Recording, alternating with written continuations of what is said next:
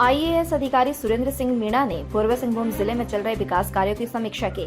इस दौरान स्वास्थ्य और पोषण, शिक्षा, कृषि, जल संसाधन, आधारभूत संरचना, कौशल विकास तथा वित्तीय समावेश के इंडिकेटर्स की समीक्षा कर पदाधिकारियों को जरूरी दिशा निर्देश दिए। इस दौरान उन्होंने योजनाओं के क्रियान्वयन में आने वाली चुनौतियों एवं इसके समाधान पर चर्चा की। इससे पहले डीपीओ व आकांक्षी जिला फेलो ने जिला में अब तक किए गए कार्यों एवं उपलब्धि का ब्यौरा दिखाया। संयुक्त सचिव ने कहा कि विगत 4 वर्षों में आकांक्षी जिला कार्यक्रम के तहत इस जिले में कई कार्य हुए हैं, जिसके लिए राष्ट्रीय स्तर पर भी जिले को सम्मानित किया जा चुका है।